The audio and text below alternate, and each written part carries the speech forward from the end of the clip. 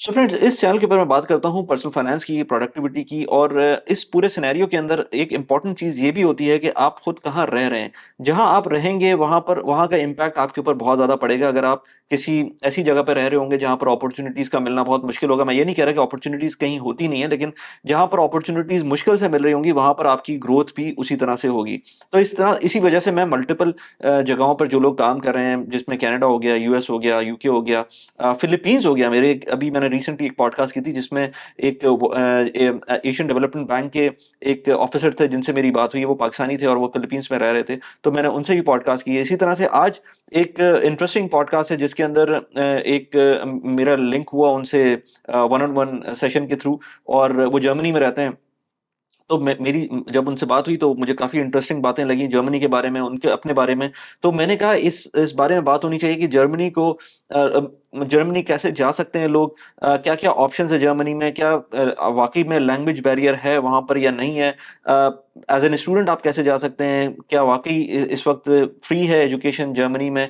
इसके अलावा अगर प्रोफ़ेशनल जाना चाहते हैं तो किस तरह से जॉब सर्च कर सकते हैं? जॉब सीकर वीज़ा क्या है जिसमें आपको 6 महीने का या साल का वीज़ा मिलता है, वहाँ जाकर आप जॉब सीक कर सकते हैं। किस तरह से आप अपना अगर आप स्टूडेंट हैं तो किस तरह से प्लान कर सकते हैं जर्मनी जाने का। तो ये बहुत सारी और बातें इसके अंदर इमिग्रेशन से रिलेटेड, फैमिली से रिलेटेड, पासपोर्ट से रिलेटेड, वर्क कल्चर से रिलेटेड कि यूरोप में ओवरऑल वर्क कल्चर क्या है?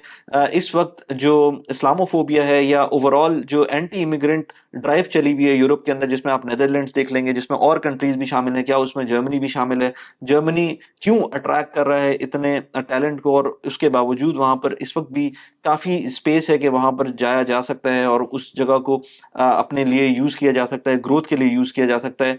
आई होप कि आपको इस पॉडकास्ट में वैल्यू मिले, और वैल्यू मिली हो तो प्लीज़ लाइक कर दें इस वीडियो को और सब्सक्राइब कर दें चैनल को। और अगर आप इस अनबायस्ड कंटेंट को आप देखना चाहते हैं और सपोर्ट करना चाहते हैं तो पेट्रियन का लिंक नीचे दिया हुआ है। आप पेट्रियन के लिंक पे जाकर सपोर्ट कर सकते हैं। Without further ado, let's begin. अस्सलाम वालेकुम वाहिब, कैसे हैं आप?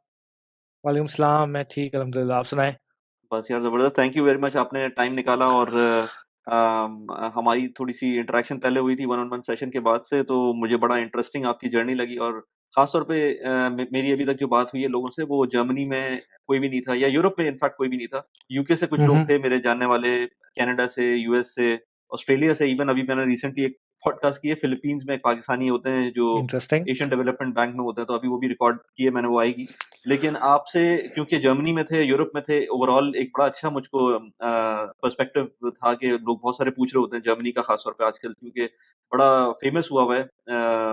जाना, बीइंग एन स्टूडेंट बहुत सारे लोग वैसे ही जाते थे, लेकिन वो हुँ, जो हुँ। जॉब सीकर वीज़ा और ये वो, तो मैंने कहा जी, कि जी। आपसे एक थोड़ा-सा कॉम्प्रिहेंसिव डिटेल में डिस्कशन हो जाए कि क्या सिचुएशन है। तो सबसे पहले तो अपने बारे में थोड़ा-सा बताएँ कि आप पाकिस्तान में थे, कहाँ से थे? क्या जॉब कर रहे थे? फिर जर्मनी कैसे लैंड हुए? और उसके बाद आगे का जॉब को आप किस तरह से किया आपने? तो थोड़ा-सा एक्सप्लेन करें प्लीज़। Sure, sure. सबसे पहले तो आपका शुक्रिया बुलाने के लिए और मैं आपका यूट्यूब चैनल एटलीस्ट 2 साल से तो मैं देख रहा हूँ और वाओ! फ़िनटेक और रिलोकेशन और फाइनेंस के ऊपर बहुत सी चीज़ें मैंने सीखी हैं। तो सबसे पहले तो मेरे लिए भी थोड़ी काफ़ी ऑनर की बात है आपने मुझे इनवाइट किया।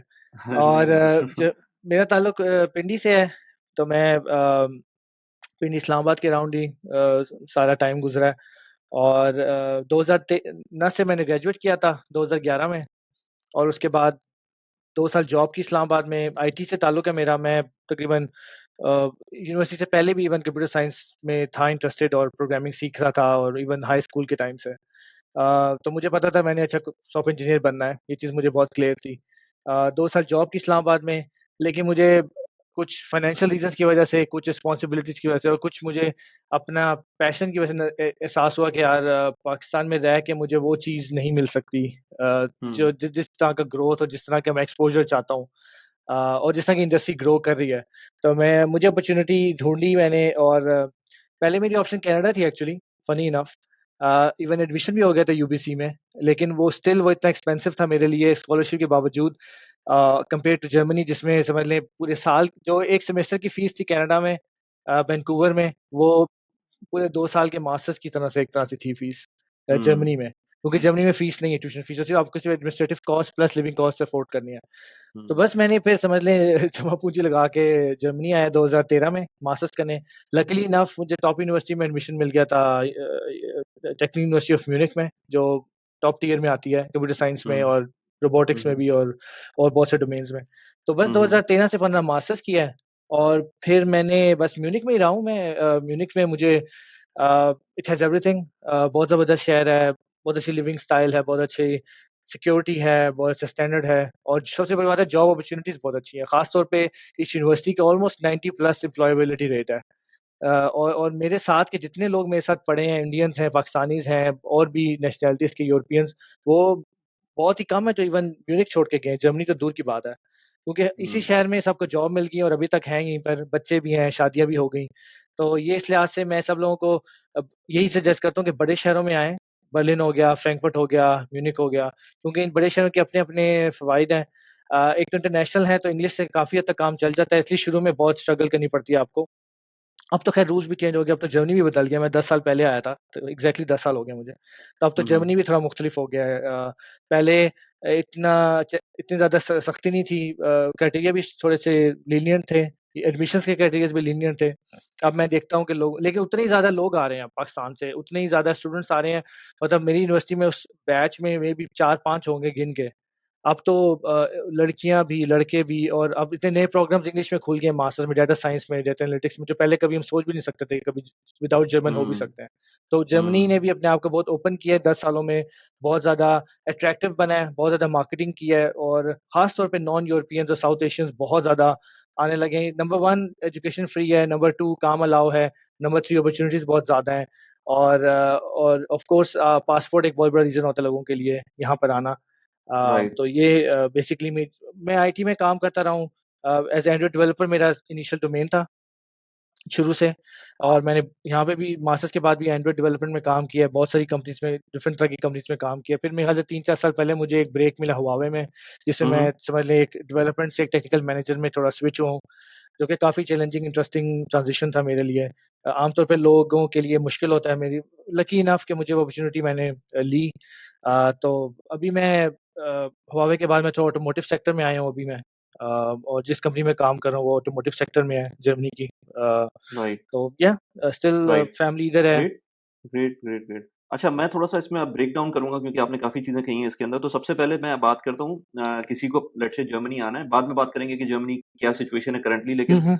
सबसे पहले हम बात करेंगे 2 तरह के लोग होते हैं जर्मनी आने के लिए देख रहे होंगे। एक तो जो लेजिट लोग होते हैं, एक तो ये कि जो स्टूडेंट्स हैं, चाहे वो अंडर ग्रेड्स के हों या पोस्ट ग्रेजुएट ग्रेजुएट के हों या जी। फिर कुछ लोग जो जॉब करने आना चाह रहे हों या जॉब सीक करने आ रहे हों। तो हुँ, हुँ। अगर फर्स्ट पहले बात करते हैं स्टूडेंट्स के लिए कि क्या अपॉर्च्युनिटीज़ हैं और सबसे पहले आप मुझे जैसे आपने कंपेयर किया था कनाडा को कंपेयर्ड टू जर्मनी और फीस के अंदर आपने कंपेयर किया था। तो अभी तक फीस क्योंकि मैं तो 2003 में पास आउट हुआ था अपनी यूनिवर्सिटी से उस टाइम पर भी मैं देख रहा था कि बहुत सारे लोग जर्मनी जाते थे और अच्छा। पूरा यूरोपियन रीजन जो था जिसके अंदर फ़िनलैंड हो गया, स्वीडन हो गया और डेनमार्क हो गया, ये अपना जर्मनी हो गया।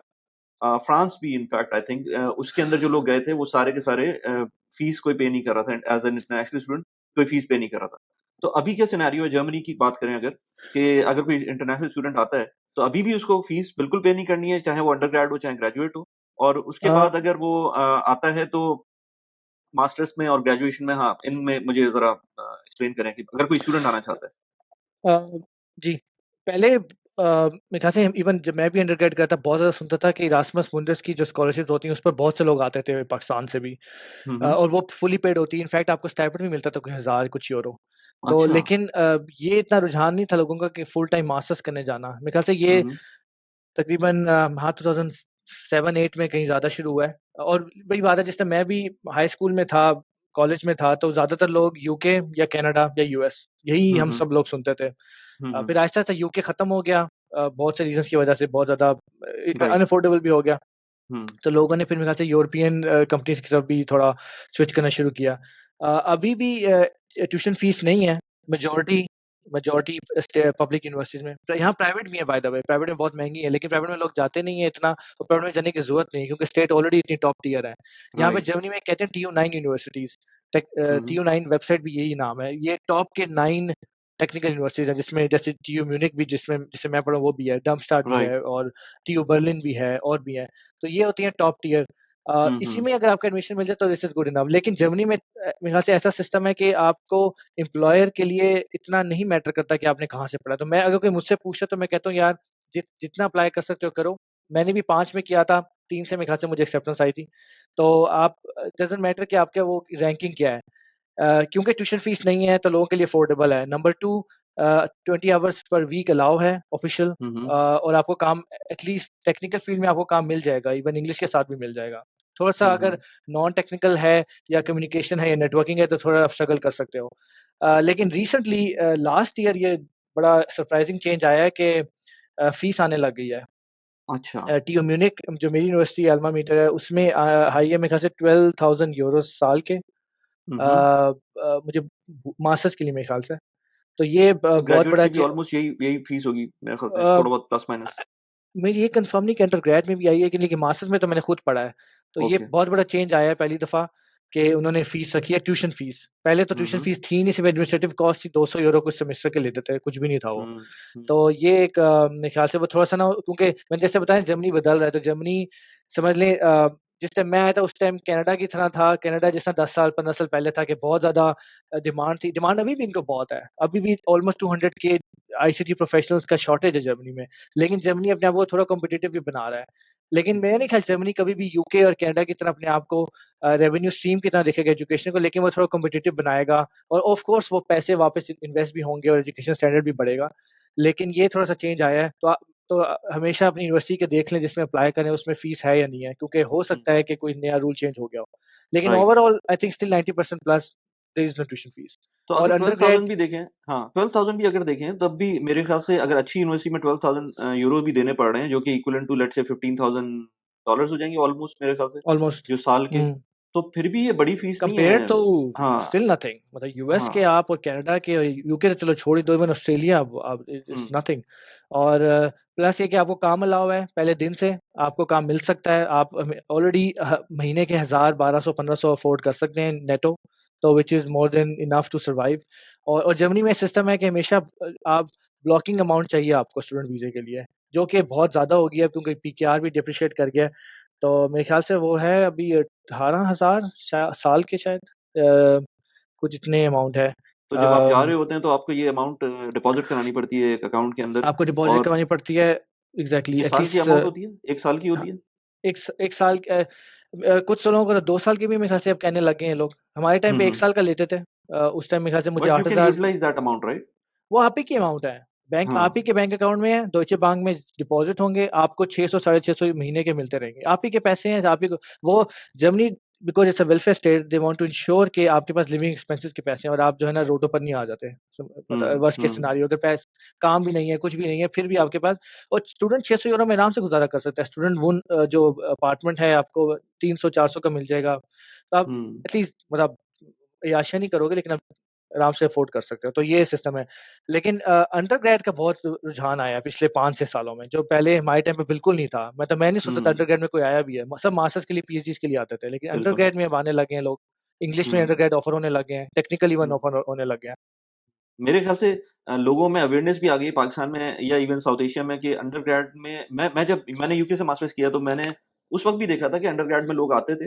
लेकिन अंडरग्रेड में आने का थोड़ा-सा तो कुछ प्रोस एंड कॉन्स भी हैं। लेकिन जो फ़ायदे हैं उसमें वो ये है कि आप इंटीग्रेट हो जाते हैं बहुत जल्दी, और फिर मास्टर्स प्रोबेबली बहुत सारे लोगों को करना ही नहीं पड़ता। अगर आपका ऐसा भी अनलेस एंड है। अनटिल आपका इमिग्रेशन का कोई मसला ना फँसे, आपको मास्टर्स नहीं करना पड़ेगा और ज़रूरत भी नहीं पड़ती मास्टर्स करने की ग्रेजुएट करने के बाद। मैं बहुत से जर्मन ऑफ कोर्स जर्मनी में जर्मन कलीग्स बहुत से पढ़ता हूँ, तो मैं देखता हूँ कि या तो एक सीनियर टियर है जिसमें जिन्होंने जर्मनी में मास्टर से पहले ना जिस टाइम मैं आया था 2013 में, उस टाइम डिप्लोमा खत्म हो गया था। उससे पहले सिर्फ डिप्लोमा होता था यहाँ पे, जो 5 साल का होता था। मास्टर्स और अंडरग्रेड कंबाइन करके इसको कहते हैं डिप्लोमा, 5-6 साल का ओके, होता था। काफी ओके। रिगरस, काफी एक्सटेंसिव।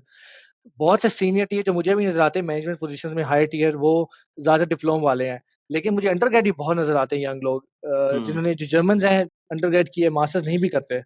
हुँ। और जनरली जर्मनी में लोग टेक्निकल एजुकेशन में बहुत कम आते हैं अगर आप प्रोफेशन देखें। आते हैं, ओके। इसी वजह से उनको बहुत सारे non Europeans plus south Asians plus non Europeans चाहिए, जो कि आके पढ़ें, कंप्यूटर साइंस पढ़ें, टेक्निकल इंजीनियरिंग पढ़ें और यहीं पे रुकें, जॉब्स करें, समझ रहे हैं? ताकि हुँ, उनकी इंडस्ट्री हुँ। चलती रहे, क्योंकि सिर्फ जर्मन से ये लोग नहीं अफोर्ड कर सकते, ना ही सर्वाइव कर सकते, सस्टेनेबल ही नहीं है।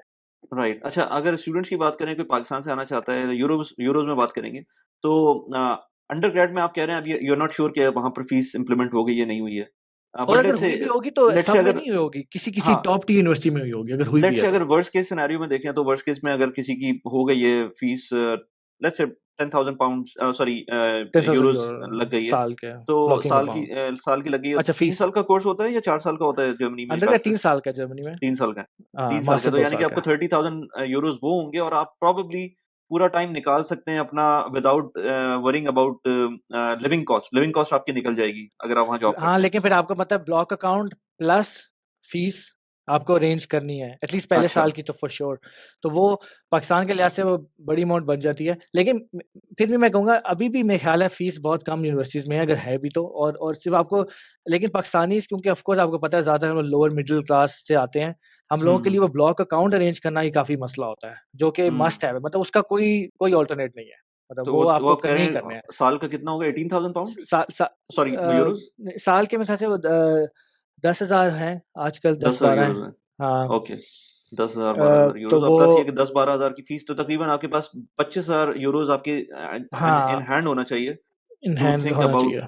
और या थोड़ा सा कम भी, लेकिन इतना होना चाहिए जर्मन। लेकिन फिर भी it is still, I would say कि यूके को भी छोड़ दें। यूके का इसलिए मैं छोड़ने को बात करता हूँ क्योंकि वहां पर जो पाथ टू सिटीजनशिप है वो बड़ा मुश्किल हो गया है, तो इसकी यूके वजह तो से भी।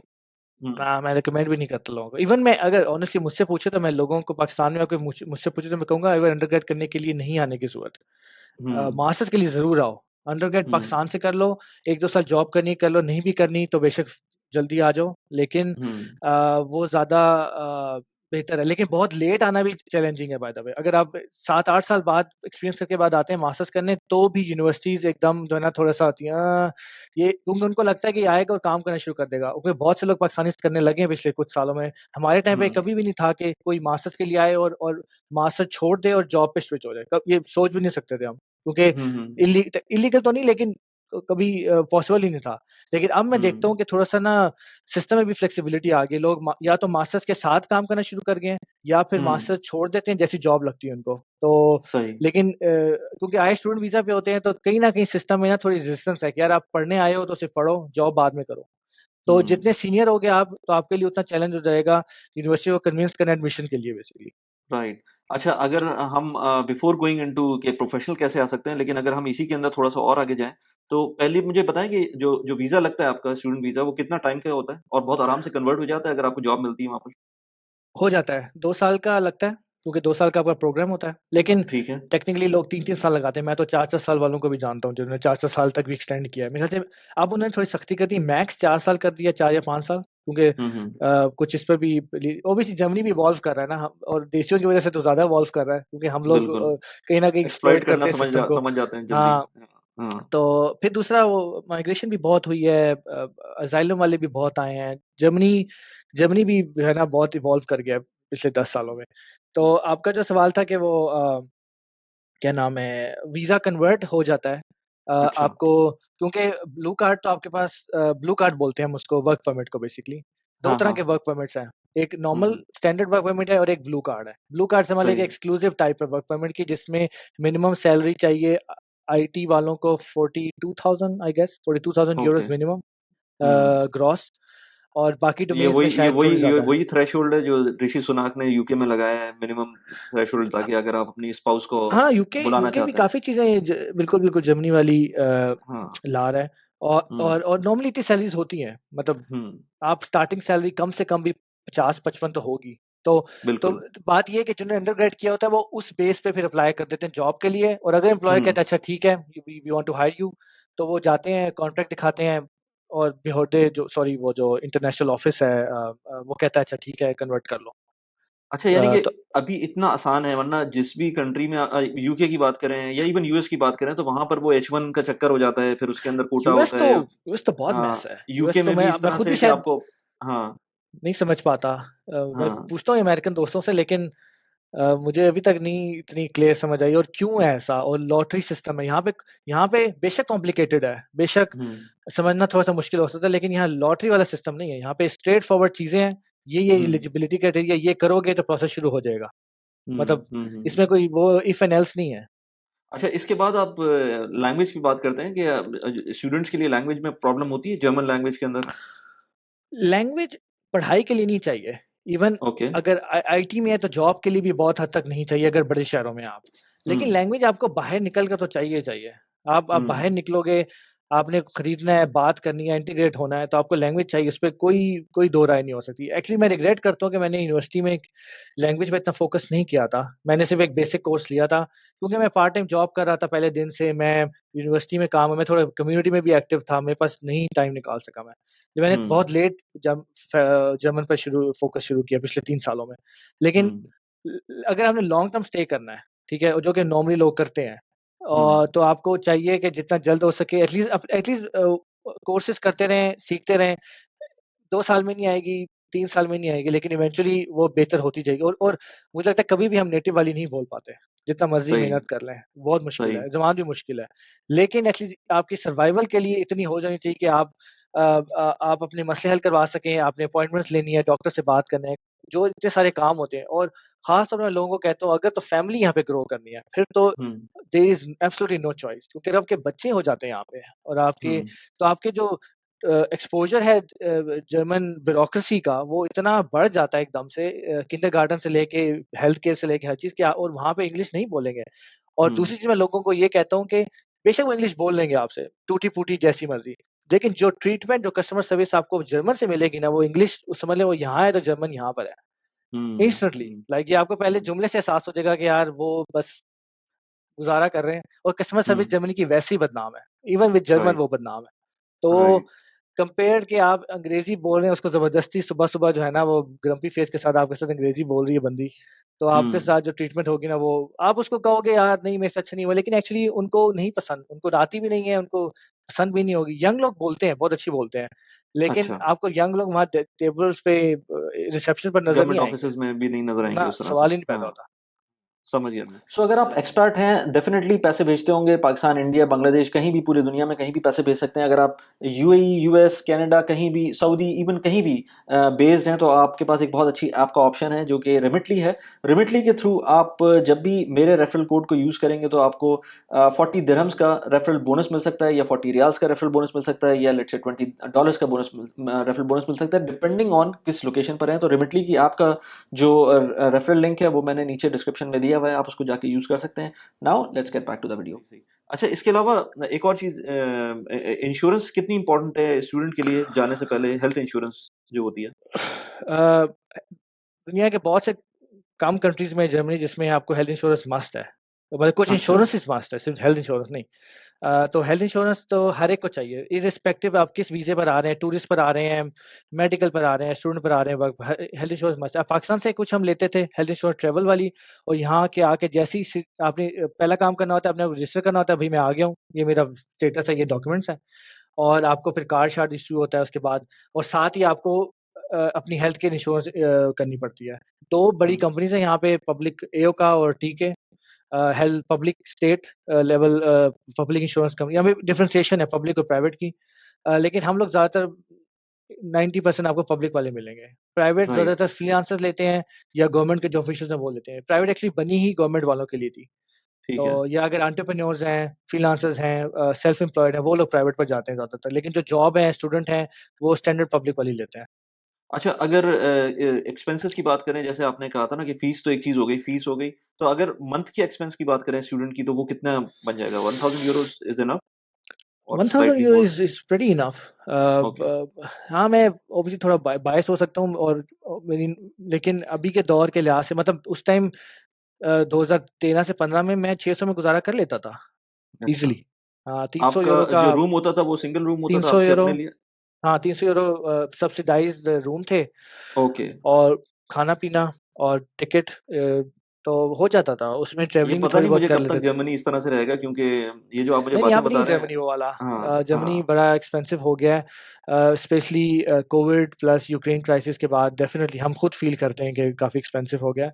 लेकिन हुँ, सैलरीज़ भी बढ़ी हैं, सब्सिडीज़ भी बढ़ी हैं, स्टेट स्टेट क्योंकि वेलफेयर है, तो कहीं न कहीं आपको नज़र आता है कि स्टेट को फ़िक्र है, और स्टेट हुँ, थोड़ा कहीं न कहीं आपको सपोर्ट करने की कोशिश करता है। ख़ास तौर पे वो जो तबका जो थोड़ा-सा सर्वाइव कर रहा है, स्ट्रगल कर रहा है। तो लेकिन अब मैं कहूँगा 1000 यूरोज़, अगर तो आप स्टूडेंट में रह रहे हैं, अगर तो प्राइवेट किसी अपार्टमेंट में रह रहे हैं, फिर तो बहुत मुश्किल है, क्योंकि फिर आपको इवन शेयर्ड रूम भी हो सकता है 600-700 का सिर्फ मिले। वो बहुत हुँ, स्ट्रगल करके। अकोमोडेशन का बहुत इशू है जर्मनी में, बड़े शहरों अच्छा, में तो बहुत ही ज़्यादा है। ओके, मतलब यहाँ पे एक चीज़ मशहूर है, हम कहते हैं कि आपको यहाँ पे आके जॉब मिल जाएगी लेकिन अपार्टमेंट नहीं मिलेगा। ओके, मतलब आपको ज़्यादा चांस है कि जॉब मिल जाएगी लेकिन आपको घर नहीं मिल सकता, क्योंकि राइट, इतना ज़्यादा राइट, राइट, शॉर्टेज है और इतना ज़्यादा वो सप्लाई डिमांड का गैप है। हुँ, प्लस एक्सपेंसिव, तो हुँ, बहुत लोग स्ट्रगल करते हैं, बहुत सही। स्ट्रगल अच्छा, करते हैं। अब अगर हम आते हैं उसके ऊपर कि कोई बंदा जर्मनी में आता है जॉब के लिए, तो फ़र्स्ट ऑफ ऑल पहले तो मुझे बताएँ जॉब की जो सिचुएशन है उसके अंदर सैलरीज़ की क्या रेंज है? आपने अगर यूएस से कंपेयर करें, यूएस में तो बहुत ही अच्छी यूएस सैलरीज़ मिलती हैं। यूएस एक अलग ही दुनिया है। तो अगर उसकी यूके से सैलरीज़ कंपेयर को करें, मेरा नहीं यूके, ख़्याल, जर्मनी को कंपेयर करें in terms apples of and job oranges ना, एप्पल्स एंड हाँ, ऑरेंजेस। ठीक, उसकी वजह ठीक है। ये है कि ऑब्वियसली स्टैंडर्ड मार्केट रेट का स्टैंडर्ड दूसरा है और वहाँ पे टॉप टियर कंपनीज़ ने बहुत सालों से, डेकेड से वो एक अपनी एक वो ऑलरेडी बढ़ा चुके हैं। हुँ, प्लस लिविंग कॉस्ट एक डिफरेंस डिफरेंट डायनामिक्स है। यहाँ पे आपकी first of all health insurance का फ़र्क है। हुँ, हुँ, हेल्थ इंश्योरेंस आप तकरीबन 8% देते हैं हर सैलरी का, ठीक है? हेल्थ हुँ, इंश्योरेंस में हुँ, जाती है। अ, और प्लस आप पेंशन देते हैं तकरीबन 9%। और जर्मनी में 50% जितनी भी टैक्स है, 50% वो एम्प्लॉयर देता है, 50% आप देते हैं। ओके, मतलब ओके, ओवरऑल जैसे हेल्थ का होगा 20%, तो आप 10 दे रहे हैं, 10 एम्प्लॉयर दे अच्छा, रहा है, इसी तरह अच्छा, पेंशन है, इस तरह बाकी भी हैं। तो ओवरऑल जो टैक्सेशन है वो एक मुख्तलिफ है, हेल्थ इंश्योरेंस का बहुत फ़र्क है। जब मुझे पता है अमेरिका में कॉम्प्लिकेटेड है, प्लस यहाँ पे पब्लिक ट्रांसपोर्ट सिस्टम बहुत बेहतर है। मुझे पता है अमेरिका में हर एक को गाड़ी रखनी पड़ती है। वहाँ पर ज़्यादातर और स्टेट्स वहाँ में। प हुँ, हाँ, मैं और ऑब्वियसली अकोमोडेशन का भी एक फ़र्क है। तो मेरे ख़्याल है कि सैलरी रेंजेज़ अगर आप कहें ना, स्टार्टिंग सैलरी आज के दौर में एक एक बंदे ने मास्टर्स किया है तो उसकी मेबी 55-60 होगी। वो ओके, अनफॉर्चुनेटली मैं देखता हूँ कि इतनी नहीं बढ़ सकी इवन 10 सालों में। इतनी हुँ, ज़्यादा ग्रोथ उसमें नहीं आ सकी। जर्मनी हुँ, में जर्मनी और दूसरा जर्मनी क्योंकि ऐसी मशीनरी बनी हुई है कि यहाँ पे हम कहते हैं कि अमीर होना बहुत मुश्किल है। As compared to US, US हाँ, या कनाडा इवन, क्योंकि हाँ, यहाँ पे उस तरह की बेशक कैपिटलिस्ट सोसाइटी है लेकिन वेलफेयर भी बहुत स्ट्रांगली है। तो वहाँ पे उन्होंने ऐसी हुँ, मशीनरी बनाई कि आप कमाते हो, खर्च करते हो, सेव करते हो ऑफ कोर्स, लेकिन अ, उस तरह से ग्रोथ नहीं है। और ये हम सब लोग देखते हैं, हम लोग सब लोग इस चीज़ से स्ट्रगल भी करते हैं और इस वजह से फैंटेसाइज़ भी करते हैं यूएस को भी बहुत ज़्यादा लोग। लेकिन ऑफ कोर्स यूएस के भी वही दूर के ढोल सुहाने भी हैं। तो हाँ, यूएस के अपने चैलेंजेस हैं। यहाँ पे हाँ, लिविंग स्टैंडर्ड बहुत अच्छा है। मतलब घूम हुँ, फिर के बाद living standard quality of life पर आ जाती है, वो बहुत अच्छा मेंटेन्ड है बड़े शहरों में और वही सब लोग एडमायर करते हैं और असल में उसी उसी की कॉस्ट देते हैं। हम उसी पर ही समझ लें अपने आप को ना, वो सब्र करते हैं कि यार एटलीस्ट आपकी ज़िंदगी यहाँ पर सेफ्टी के लिहाज से, हर लिहाज से और सिस्टम चलता है। हुँ। अ, तो अगर जैसे आप कह रहे हैं कि स्टार्टिंग में आपको 50,000 यूरोज़ पर ईयर की सैलरी मिल सकती है और इसकी ये अपर बिल्कुल रेंज क्या हो बेसिक सकती बता रहा हूँ, लाइक है? बेसिक बिल्कुल है, लाइक आपने लेकिन एक्सपीरियंस भी लेट्स नहीं से है, कुछ भी नहीं 10 है। साल के एक्सपीरियंस के ऊपर कितना आपको टेक्निकल फील्ड के अंदर अच्छी आपकी जॉब प्रोफाइल हो, तो कितनी सैलरी जा सकती है? इवन मैं जानता हूँ पाकिस्तान से लोग आए हुए मिड सीनियर डेवलपर पोजीशन पे 70-75 के पर, 80 के पर भी हुँ। इवन। तो हुँ, हुँ, हुँ। इजीली आप 100 के टच कर सकते हैं 10 साल में एंड यू शुड ठीक है। एक्चुअली। हुँ। लेकिन यही बात है कि यूएस में तो इंटर्नशिप वाले को 120 ऑफर हो जाएंगे। मतलब हुँ, आप कंपेयर हुँ। कैसे कर सकते हैं? 120,000 तो इजीली एक एक नॉर्मल इंटर्नशिप पे आपको मिल जाएंगे, अच्छी यूनिवर्सिटी में आप पढ़ रहे हैं। तो हाँ, स्टार्टिंग तेरा सैलरी प्लस तो ये है कि वहाँ पे दूसरे लोगों को ये भी पता होना चाहिए कि यूएस के अंदर जो हायरिंग-फायरिंग होती है, वो बड़ी इंस्टेंट होती है, जबकि जर्मनी, यूरोप के अंदर वो इस बहुत तरह नहीं हो सकती बहुत है। ज़मीन उसमें आप आसमान का फ़र्क है। वहाँ तो हाँ। 1 मंथ नो हुँ, रीज़न। यहाँ पे हुँ, नो रीज़न के बगैर कुछ नहीं हो सकता, 3 वार्निंग्स देनी है बाय लॉ। और यहाँ पे अपार्टमेंट में जो टेनेंट है उसके लॉज़, मतलब एज़ अ लॉ उसको फ़ेवर करता है और एम्प्लॉयर के केस में एम्प्लॉयी को फ़ेवर करता है। हुँ। यूनियंस हैं, आपको बहुत से टेनेंट तो यूएस और कनाडा में भी जो है ना फेवर्ड होते हैं। लेकिन जो यहाँ पर है मैं देखता हूँ यूएस के अपना दुबई में मैं देखता हूँ, यहाँ थोड़ा-सा डिफरेंट सिनेरियो है, लेकिन जर्मनी मेरे ख्याल से वो उसी तरह से फॉलो करता है उसको टेनेंट्स को। या यहाँ निकालना मुश्किल है बहुत। और आप केस कर सकते हैं ईज़िली। तो तो यहाँ पे निकालने की, जॉब से निकालने के लिए भी एक प्रॉपर प्रोटोकॉल है। लेकिन यहाँ पे एक डाउन साइड है कि जो प्रोबेशन वाला टाइम है ना, यहाँ पे 6 महीने है। यूएस में मेरे ख़्याल से 3 महीने होता है। दुबई में कितना है? 3 महीने? दुबई में 1 महीने का प्रोबेशन नहीं है होता हाँ, कुछ भी, मतलब आपको 1 महीने के अंदर नोटिस मिल सकता मतलब है। फ़र्क ही नहीं फ़र्क ही नहीं पड़ता।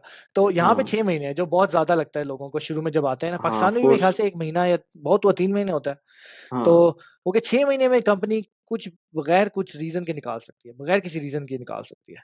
और ठीक ये है। लोगों को ऑफ़ कोर्स तकलीफ़ देती है। मैं खुद पहली जो जॉब थी मेरी मास्टर्स के बाद लेकिन स्टार्टअप। लोगों को ये भी सोचना चाहिए ना कि आपको कोई अगर यूएई आते हैं, यूएई में आपको 1 महीने के अंदर क्या वो पहले दिन से ही परमानेंट हो जाते हैं आप, लेकिन आपको निकालना हो तो वो 1 महीने की नोटिस पे निकाल सकते हैं। यही लेकिन फ़र्क है ना। जर्मनी के हाँ, फ़र्क है ना उसके अंदर मतलब 6 महीने तक हाँ। ठीक है आपको कर भी रहे हैं, तो वो चीज़ तो वहाँ पर वैसे ही हो जाएगी। कोई इतना फ़र्क नहीं पड़ता उसके अंदर। हाँ, तो यहाँ पे एकदम परमानेंट हो गए आप, एकदम से हुँ, आपका एकदम बूस्ट मिलता है राइट्स के ऊपर। हुँ। लेकिन 6 महीने तक वो तलवार लटकी हुई है आपके ऊपर। अ, मतलब मेरे टाइम पे मतलब मैं बता रहा था अपना कि मैं पहली जॉब में हम स्टार्टअप था, उसको इन्वेस्टर मिला, इन्वेस्टर ने कहा एम्प्लॉइज़ ज़्यादा हैं, तो ले ऑफ हुए कुछ लोग, इत्तेफ़ाक़न मैं था उनमें। अब मेरे लिए अच्छा। बड़ा एक वर्स्ट सिनेरियो था कि पहली जॉब है और हुँ, एकदम ले ऑफ का हम सुनते भी नहीं थे उस टाइम पे। हुँ। लेकिन वो ऐसी वर्स्ट टाइमिंग थी और मैंने शादी भी होनी थी और बड़ा कुछ होना था एक साथ, तो बड़ा एक वर्स्ट सिनेरियो था। लेकिन ख़ैर वो हो गया, 1 महीने मुझे जॉब भी मिल गई, सब कुछ स्मूथ हो गया। उसके बाद से आज तक शुक्र है अल्हम्दुलिल्लाह कभी कोई ऐसी सिचुएशन नहीं मुझे फ़ील करनी पड़ी। लेकिन राइट। ये पिछले कोविड के बाद से जो ऑफ कोर्स टेक ले-ऑफ्स का आया है दौर, वो जर्मनी में भी आया और ये इतना कभी भी नहीं सुना था हमने कि इतने मैसिव ले-ऑफ्स हुए हैं और अभी तक हो रहे हैं, नो डाउट। हुँ। तो अच्छा हाँ, कैरी ऑन प्लीज़। तो लोगों को बस ये होता है कि यार वो टाइम बड़ा क्रिटिकल होता है, बड़ा स्ट्रेसफुल रहता है, जो स्पेशली अगर पाकिस्तान से आया है बंदा, जॉब छोड़कर फैमिली के साथ आया है या फैमिली को बुलाना है, तो वो 6 महीने स्ट्रेसफुल ज़रूर होते हैं। और मैं समझ सकता हूँ ये लोगों को, ये एक बिटर पिल है जो लोगों को लेनी है और ये समझना है कि वो 6 महीने आपने बस जी-जान लगाना है। एक दफ़ा हुँ। एक परमानेंट जॉब होगी, नेक्स्ट ढूँढना बहुत आसान है। नेक्स्ट से नेक्स्ट ढूँढना और आसान है।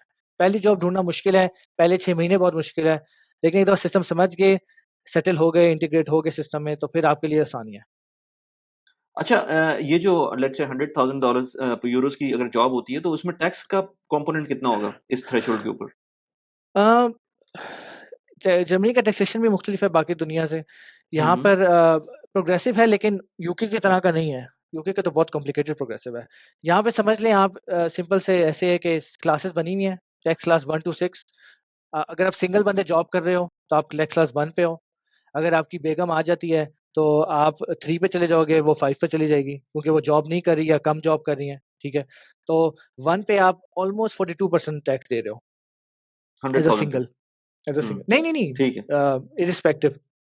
अच्छा जो इर्रिस्पेक्टिव अच्छा, उसमें जो वो टियर्स बने हुए हैं, वो है 133,000 तक 42 है, अच्छा, जो recent rules if I am not wrong, और 133 से 550 तक फिर 45 है।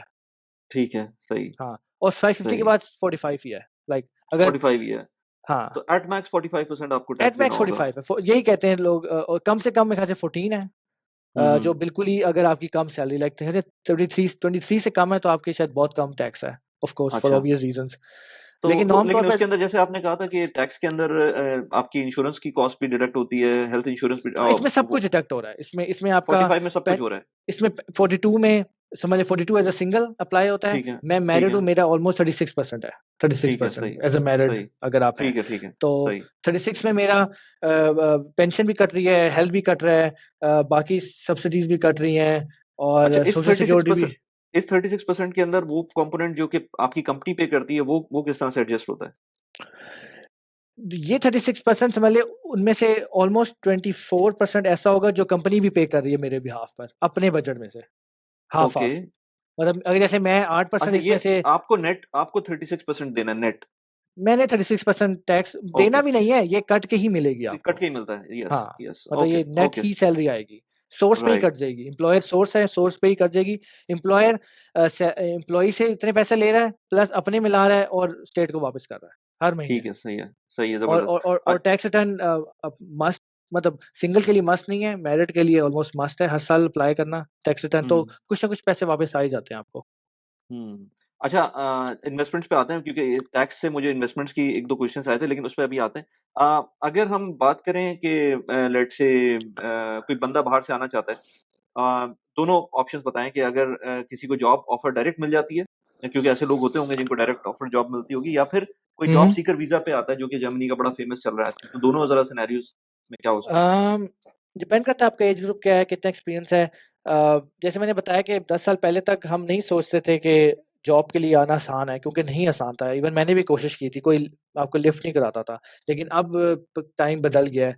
अब लोग डायरेक्टली आते हैं, इंटरव्यूज़ भी होते हैं और वो डायरेक्टली एम्प्लॉयी भी होते हैं पाकिस्तान से। कुछ टाइम जब तक वीज़ा नहीं लगता वो रिमोटली करते हैं, फिर वीज़ा लग जाता है, फिर वो आ जाते हैं। ये बड़ा कॉमन होता जा रहा है। तो आपके ऊपर डिपेंड करता है। लेकिन अगर आपने सिर्फ अगर पढ़ाई करनी है तो फिर डेफिनेटली स्टूडेंट वीज़े पर आएँ। अगर वाक़ई शौक है और कुछ मिसिंग फ़ील करते हैं, और मास्टर्स का डेफिनिटली वैल्यू है, आपकी डेफिनिटली वैल्यू है यहाँ पर।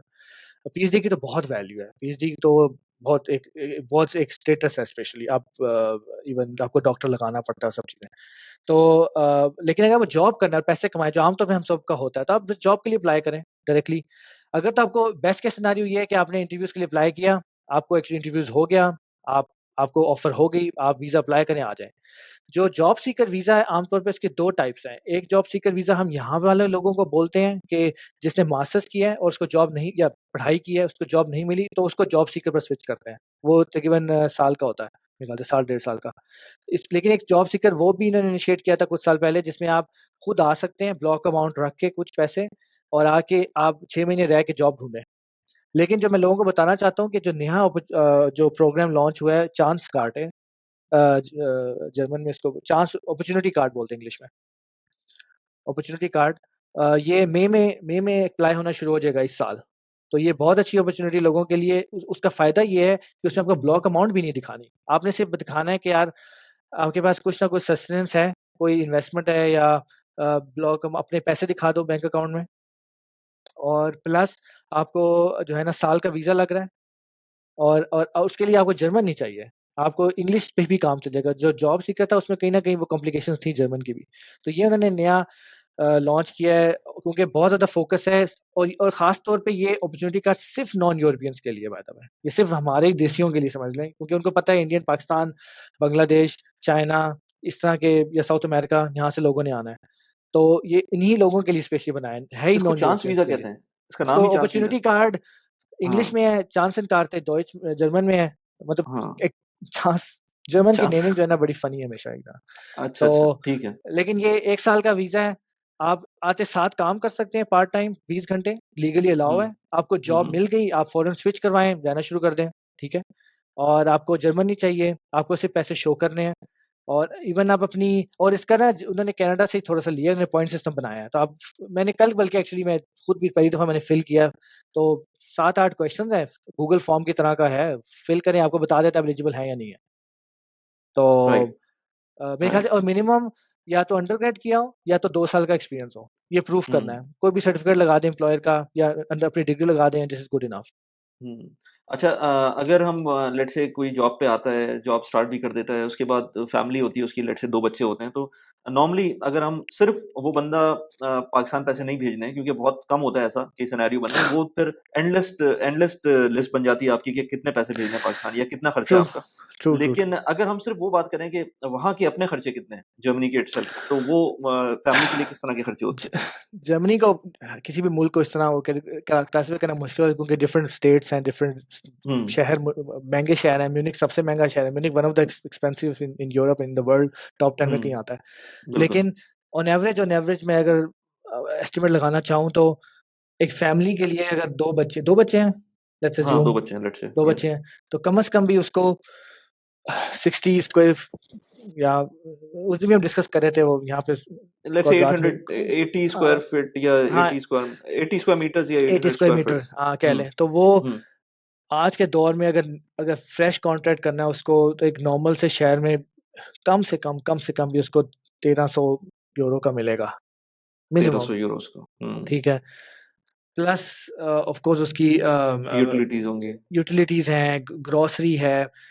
करते-करते भी मेरे ख़्याल से 2500 से 3000 मेरे ख़्याल से रखना चाहिए, कि आपकी हुँ, ये कॉस्ट आएगी आएगी। मिनिमम, हुँ, मिनिमम, बेर मिनिमम।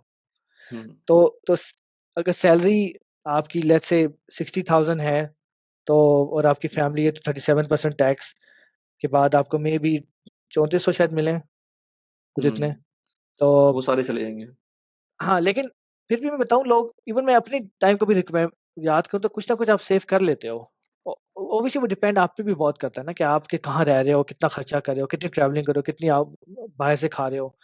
तो और बाहर से खाना वैसे ही लिमिटेड है, हम देसियों के लिए हलाल हराम का काफ़ी मसला होता है। तो हुँ। मेरे ख्याल से आउटिंग का कल्चर इतना ज़्यादा नहीं हो पाता। ऐसा नहीं कि रेस्टोरेंट नहीं है, बहुत से हैं, टर्किश हैं, अरबिक हैं, लेकिन मैंने नहीं देखा इतना ज़्यादा बाकी यूरोपियंस की तरह कि हम लोग बहुत ज़्यादा जो है ना डाइन आउट करें। तो वही एक ऑफ कोर्स एक अलग ही हाँ, वो हिसाब-किताब एक होगा, आई अलग एम है। श्योर। एक तो इतना बहुत ज़्यादा एक्सपेंसिव भी नहीं है, जितना मैं यूरोप में देखता हूँ, उतना एक्सपेंसिव एक्सपेंसिव नहीं भी है, नहीं मैंने है। सुना है, अवेलेबल हुँ, इतना है और इतनी वैरायटी है, इतनी वैरायटी मिल जाएगी मतलब आपको। स्पेक्ट्रम है पूरा। तो हाँ, यहाँ पे आपको अगर अच्छा खाना देसी तो एकदम आपको एक्सपेंसिव की तरफ जाते हो आप एकदम से। तो अच्छा। तो मेरे ख्याल से और प्लस कह लेकिन सकते इसके on top of that you don't have to pay for your let's say kids education और हेल्थ केयर के लिए कुछ भी नहीं पे करना नहीं आपको। बहुत वो छोटी-मोटी दवाइयाँ, लेकिन वैसे हेल्थ केयर ऑलमोस्ट कवर्ड है। एजुकेशन अगर स्टेट में स्कूल में भेजें जिसमें सब भेजते हैं, वो कवर्ड हुँ, है। तो आपकी बस ट्रैवलिंग अपनी है, गाड़ी हुँ, रखी है उसकी कॉस्ट है, गाड़ी का हुँ। टैक्स है। इंश्योरेंस में बाय द वे बहुत पैसे जाते हैं। तो इंश्योरेंस में वापस अ, आते हैं, वो मेरे टॉपिक। कौन-सी इंश्योरेंस में? कार की इंश्योरेंस में? कार की इंश्योरेंस इतनी ज़्यादा तो नहीं, €100 कह लें साल के। कितने लेकिन €100 साल के? हाँ, एक एक एवरेज अगर गाड़ी है आपकी। ये तो कुछ भी नहीं है। क्योंकि लेकिन मैं कह रहा हूँ और बहुत सी इंश्योरेंसेस होती हैं। जर्मनी को हम कहते हैं ना कि जहाँ पे तो लैंड ऑफ इंश्योरेंसेस है, क्योंकि इतनी अच्छा। ज़्यादा है हिस्टोरिकली, और हुँ, इतने बड़े-बड़े प्लेयर्स हैं इंश्योरेंस के, अलियांज हो गया और ये सब जर्मन है, मतलब दुनिया में हुँ, फैले हुए हैं। हुँ, हुँ, तो हुँ, हुँ। क्या नाम है, अब अगर मैं गिनूँ तो मेरे पास 6-7 इंश्योरेंसेस है मेरे पास। मतलब हेल्थ इंश्योरेंस अच्छा, तो मस्ट है, ठीक है? उसके हाँ, बाद एक होती है प्राइवेट लायबिलिटी इंश्योरेंस जो मस्ट नहीं है, लेकिन हर एक को ऑलमोस्ट लेनी पड़ती है, और अगर गाड़ी है तो मस्ट है आपके पास बाय द वे। तो गाड़ी की अपनी इंश्योरेंस है। फिर एक और वो है, हाँ, रेक्सशूट्स जिसको लीगल इंश्योरेंस बोलते हैं हम लोग। वो यहाँ पे ऑलमोस्ट अगर काम कर रहे हैं प्रोफेशनल एनवायरनमेंट में तो बहुत ज़रूरी है, सबके पास होती है, क्योंकि कभी कोई मसला हो जाए एम्प्लॉयर के साथ, नेबर के साथ, बाहर कुछ हो जाए तो वो आपकी लीगल इंश्योरेंस, क्योंकि लीगल अगर आपके पास नहीं है और कोई मसला हुँ, हो गया, किसी ने सू कर दिया, कुछ भी कर दिया, तो हाँ, वो लॉयर की कॉस्ट एक-एक सेशन की 200-200 यूरो चली जाएगी। तो सही, आपकी सही, सही, सही। ऐसा एकदम, तो लेकिन हो सकता है 10 साल रहो आप ज़िंदगी के, कभी कोई इंश्योरेंस ज़रूरत इस्तेमाल भी भी ना ना पड़े। करो। हाँ, हाँ। तो लेकिन मुझे बहुत इंटरेस्टिंग आपने जो कहा है वो मुझे कार इंश्योरेंस पे बड़ा मुझे हैरत हो रही है कि वो लेट्स से €100 पर ना, ना, ईयर ना, की है। Sorry, sorry, sorry, sorry. हाँ, कार मैं वो उसकी कार टैक्स की बात कर रहा था। अच्छा कार टैक्स जो की बात कर रहे थे। हाँ, हाँ, कार टैक्स सॉरी, तो हो सॉरी। सकता है इतना। हाँ, इंश्योरेंस तो डिपेंड करता है। हुँ, इंश्योरेंस तो साल के जब मेरे पास फ़ज़ूल सी गाड़ी थी तो मैं दे रहा था तकरीबन €50 महीने के। महीने के। हाँ, दैट मेक्स हाँ, सेंस और क्योंकि अब मैं मैं हाँ, दे रहा हूँ तकरीबन 900। तो ईज़िली 1000 के अराउंड तो चली जाती है बात, थोड़ी-सी भी बेहतर गाड़ी है आपके साल पास, की साल के। 1000 की साल की। हाँ, तो जी। साल की 1000 मतलब ये हो जाती है तकरीबन कोई आजकल ऑलमोस्ट 4 दिरहम्स का होगा यूरो तो 4000 यूरो दिरहम्स तक पहुँच जाती है। तो अगर आप अच्छी गाड़ी लेंगे यहाँ पर भी तो उसकी भी ऑलमोस्ट इतनी बन जाती है। लेकिन जो मुझे सबसे ज़्यादा हैरत होती है वो कनाडा पे होती है। वहाँ की जो इंश्योरेंस है कार इंश्योरेंस वो बहुत एक्सपेंसिव है जितने लोगों से मेरी बात हुई है। मैंने वो मैंने उतनी आप ही के एक्सपेंसिव हो जाती पॉडकास्ट में है भी सुना था। हाँ, वो इतनी एक्सपेंसिव हो जाती है जितनी कोई यहाँ की मंथ की होगी तो वहाँ की सॉरी यहाँ की साल की होगी तो वहाँ की मंथ की होगी। ऑलमोस्ट कोई इतनी लेवल पे पहुँच जाती है।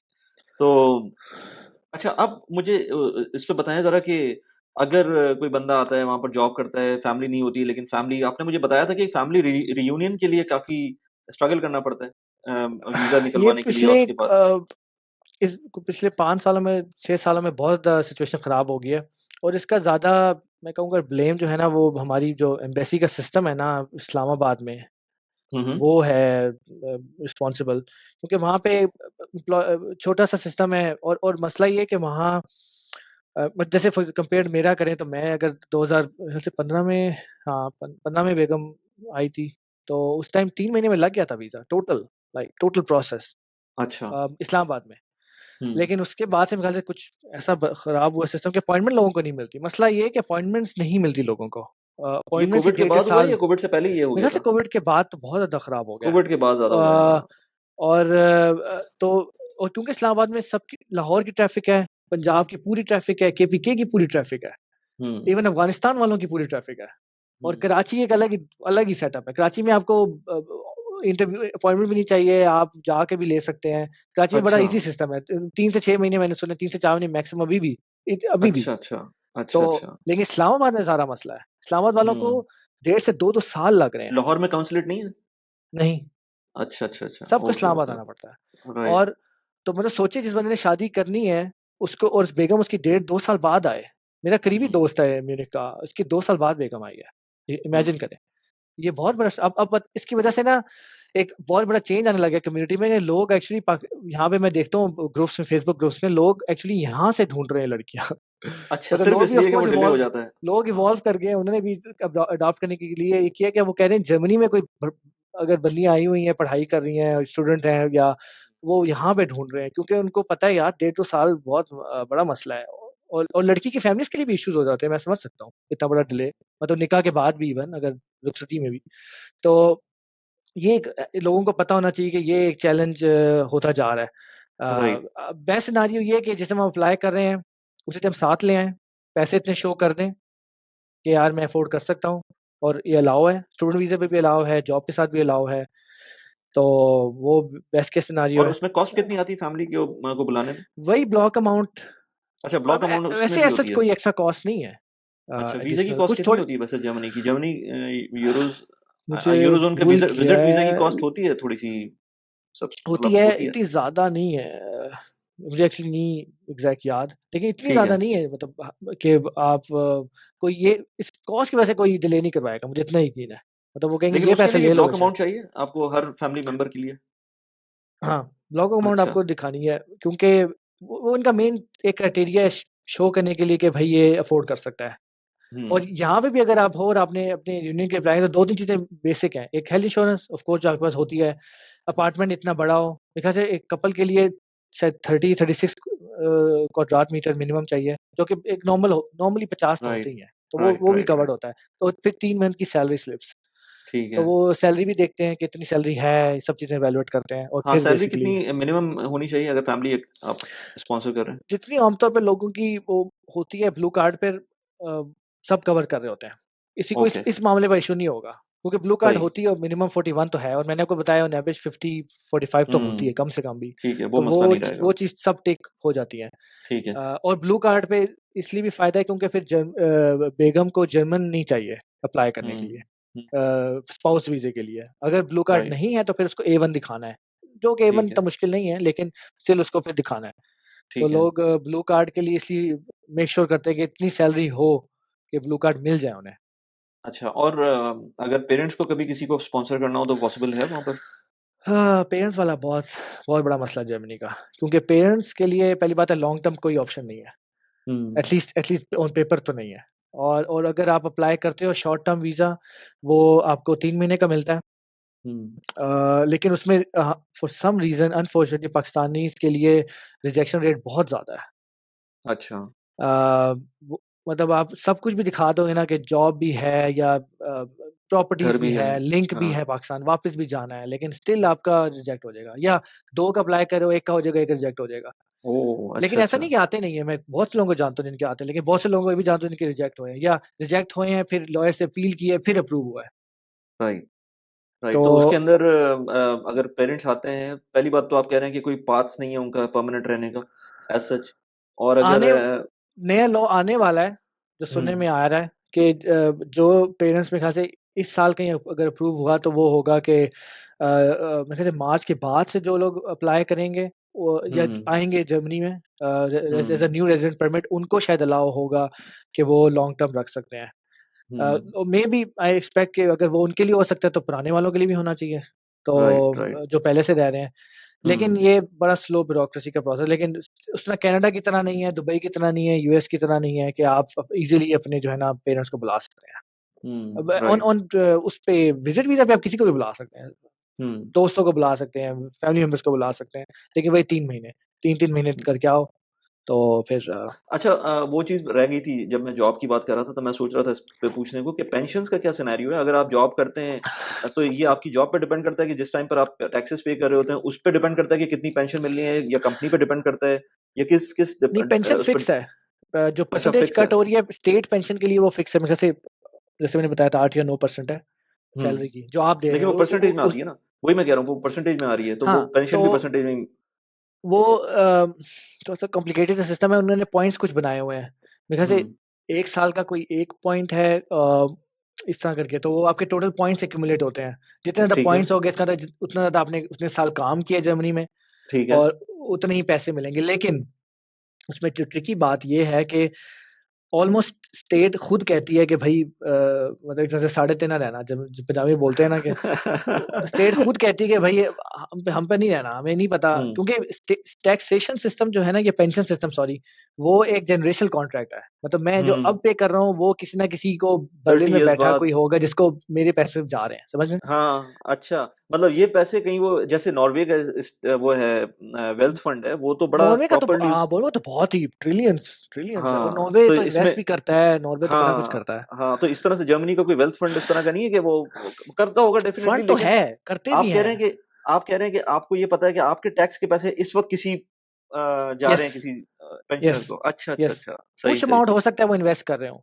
तो यहाँ पे हुँ, 3 टियर्स है टैक्सेशन की। नंबर 1 जो है बेसिक टियर बोलते हैं, जिसमें ये पब्लिक है, जिसमें हर कोई हुँ, देता ही है, ठीक है? हुँ, अगर जो जॉब कर रहा है वो ऑटोमैटिकली दे रहा है, जो सेल्फ एम्प्लॉयड है वो खुद से देगा अगर देना चाहता है। हुँ, लेकिन जो सेकंड टियर है वो जॉब वाला है, जिसमें एम्प्लॉइज़ खुद ऑफर करते हैं कि भाई तुम चलो वो तो दे ही रहे हो, लेकिन तुम एडिशनल अगर देना चाहो तो दे दो। हमारा जैसे कॉन्ट्रैक्ट अलियांस है, जैसे कंपनी का कॉन्ट्रैक्ट अलियांस है, ठीक है? आमतौर हुँ, पे होता हुँ, है। तो वो हुँ, कंपनी कहती है अच्छा भाई मैं तुम अगर दोगे ना 200 यूरो, तो मैं 200 यूरो ऊपर से ऐड करके तुम्हारे बिहाफ़ पे आगे दे देंगे। ठीक है, इसको एम्प्लॉयर वाली कहते हैं, ठीक है? एम्प्लॉयर सही। Second tier. इसके और भी कॉम्प्लिकेशंस हैं।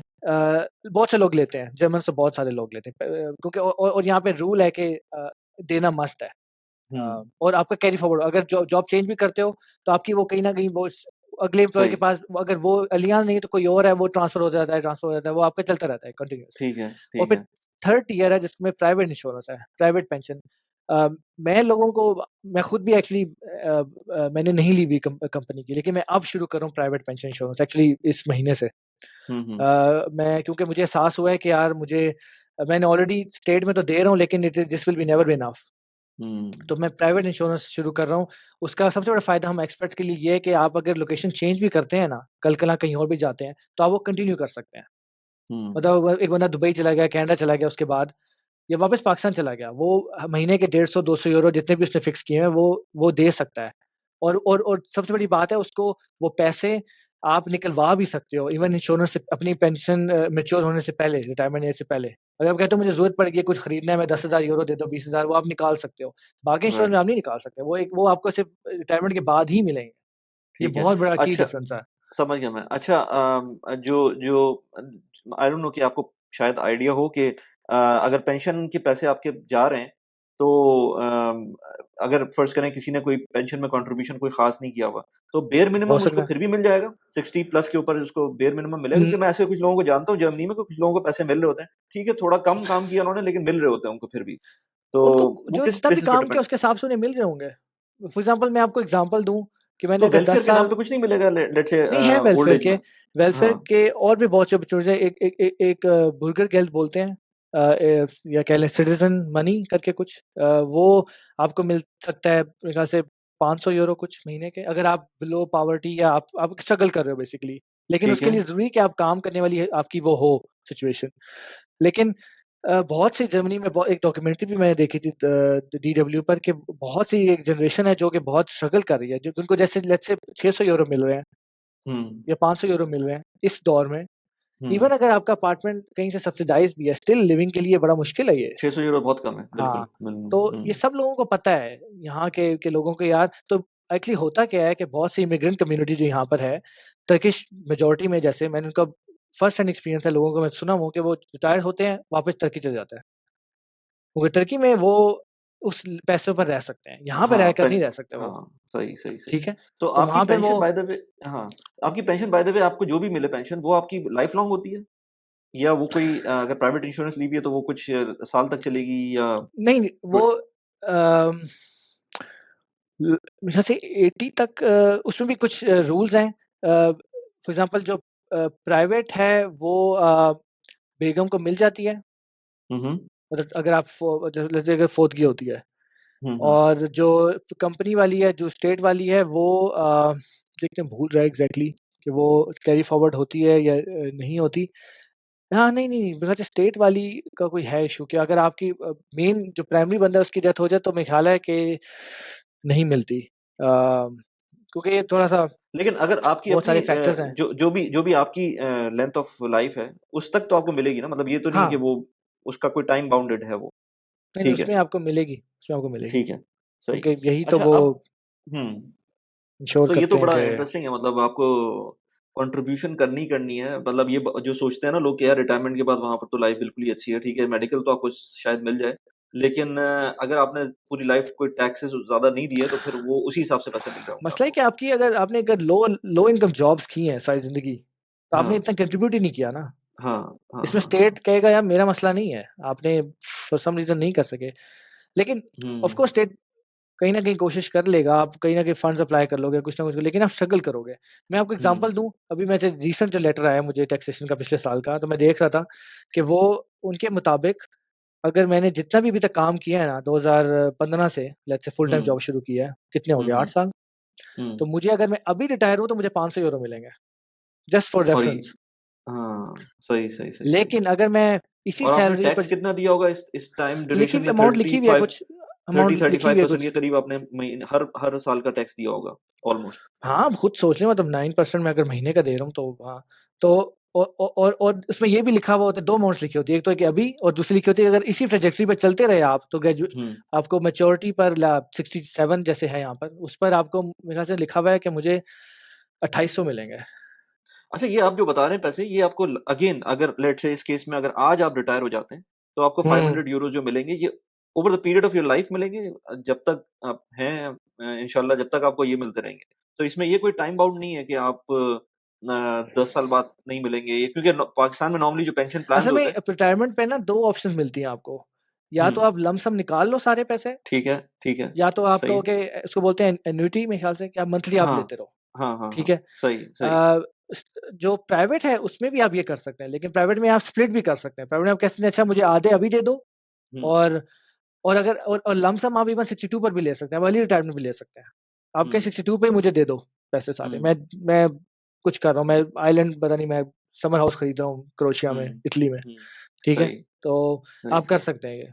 ठीक है, सही तो है। लोग इसलिए इन्वेस्टमेंट करते हैं, यहाँ पे बहुत रुझान है फंड्स का, बैंक्स के साथ फंड्स, रिटायरमेंट फंड्स, लोग वही जिस तरह 401k टाइप यूएस का बहुत रुझान है, यहाँ पे लोग अपनी जॉब के साथ वो भी जमा करवाते हैं महीने के कुछ ना कुछ, स्टॉक्स भी करते हैं लोग, प्रॉपर्टीज भी है, तो कहीं ना तो कहीं अब मैं आता हूँ इन्वेस्टमेंट्स के ऊपर, तो वहाँ पर जो as a normal German expat अगर आप वहाँ पर काम कर रहे हैं, तो आपके पास एवेन्यूज़ कौन-कौन से हैं इन्वेस्टमेंट करने के लिए? Apart from properties of course वहाँ पर किसी का घर अगर है, लिया या नहीं लिया है, हम्म, वो एक अलग की केस है, लेकिन अगर नॉर्मली जो लोग वहाँ पर काम करते हैं, तो वो किस तरह से क्योंकि नॉर्मली मैंने देखा है कि साउथ एशिया में स्पेशली पाकिस्तानी जो लोग काम कर रहे होते हैं, उनको इन्वेस्टमेंट्स का इतना पता नहीं होता, तो नहीं पता वो कर होता। रहे होते हैं। अगर आप जीसीसी कंट्रीज़ में रहते हैं और आपको यूएस के स्टॉक्स में इन्वेस्ट करना है, तो बहुत अच्छा एक प्लेटफ़ॉर्म है बराका का।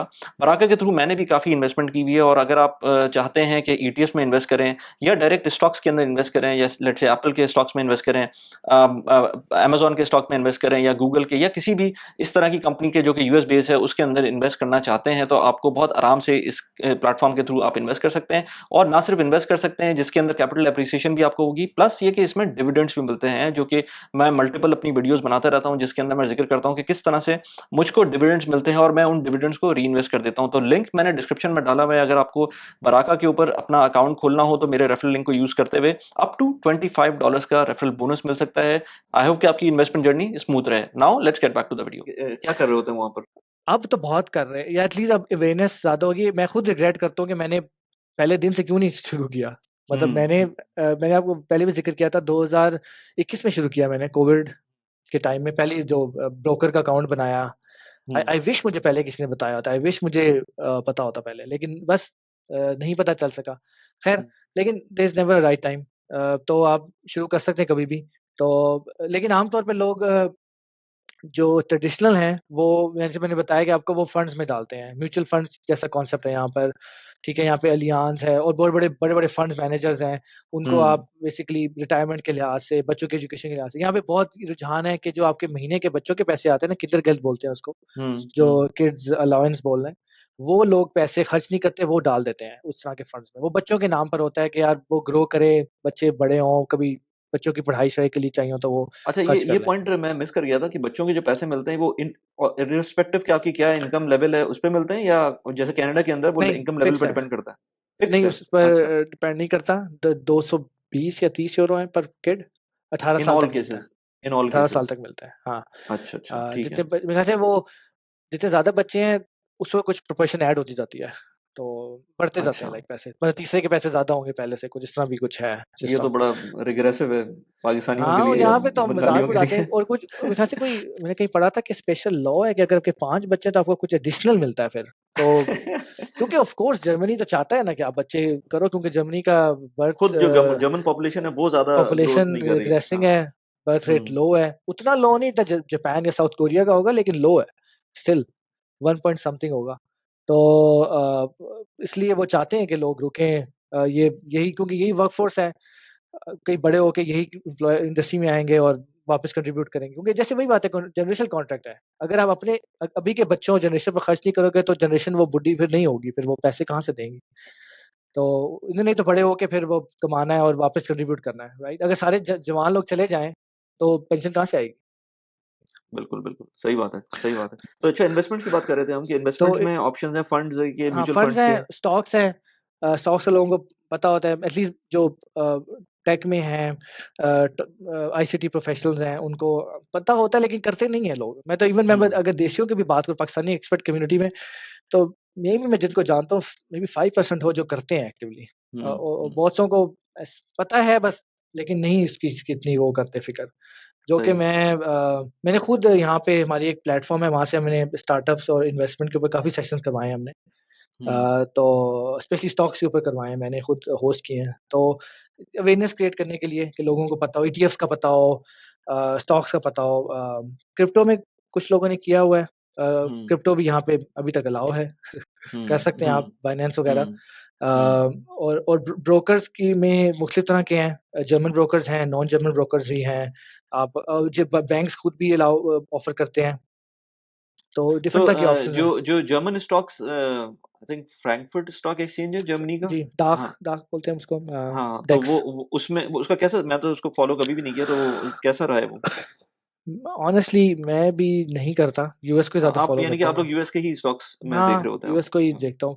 ठीक है। मे बी इक्का दुक्का कोई स्टॉक में किया होगा मैंने, शायद फॉक्सवैगन के या कुछ इस तरह के, लेकिन एज सच नहीं, मैं जर्मनी में इतना नहीं, यूएस को हुँ, ही फॉलो करता हूँ, या थोड़ा बहुत चाइना को।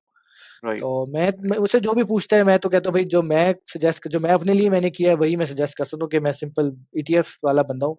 हुँ, मुझे ईटीएफ की समझ आती है, क्योंकि मेरे पास हुँ, भी इतना टाइम नहीं है, एनर्जी नहीं है और समझ भी नहीं है इतनी फाइनेंशियल कि हुँ, मैं बहुत ज़्यादा डिटेल करूँ।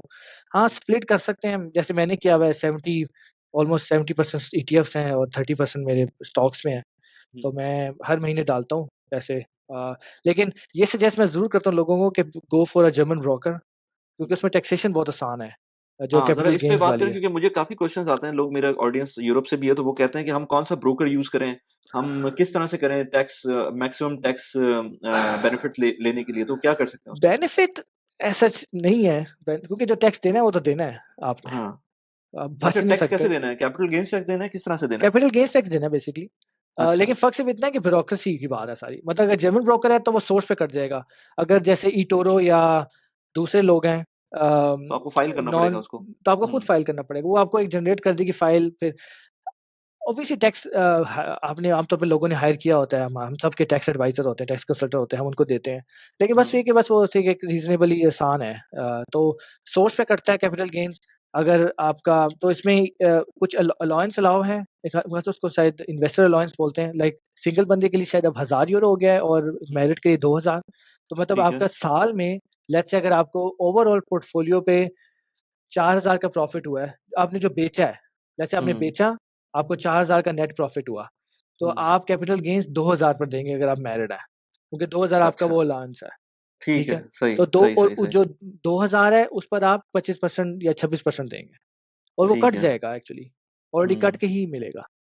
अगर वो जर्मन ब्रोकर होता है, लेकिन अगर लेट्स से हुँ। कोई इंटरनेशनल ब्रोकर होता है, तो उसके तो केस फिर में आपको पूरे आएँगे, फिर आप फाइल करोगे, फिर आप फाइल एट द करेंगे। एंड जब टैक्स क्लेम के लिए अप्लाई करोगे, फिर उस टाइम पे करोगे आप। ठीक है। और ये सारा हाँ, ट्रैक तो कर ही लेते होंगे वो, छोड़ते तो नहीं होंगे?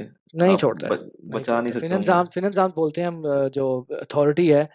हुँ, वैसे तो फिनएक्साम एक ब्लैक होल है, नहीं किसी को पता हुँ, कैसे काम करता है, लेकिन वो हुँ, नज़र ज़रूर रखता है, और हुँ, वो they make sure and they know how to get money.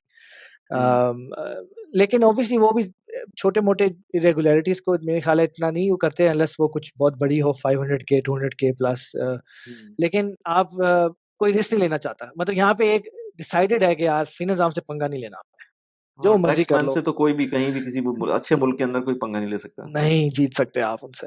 हुँ, एक एक सही। ये ब्लैक होल है और एक दूसरा जो क्रेडिट स्कोर सिस्टम है ना, वो एक ब्लैक होल है। वो भी नहीं अच्छा, समझ आती कि वो कैसे स्कोरिंग करता है, क्योंकि वो अच्छा। थोड़ी वियर्ड उसकी ये तो एल्गोरिदम है। ट्रांसपेरेंट होना चाहिए, क्रेडिट स्कोर तो बहुत ज़्यादा क्लियर होना चाहिए कि किस तरह से आपका क्रेडिट स्कोर बेहतर हो ना, रहा है।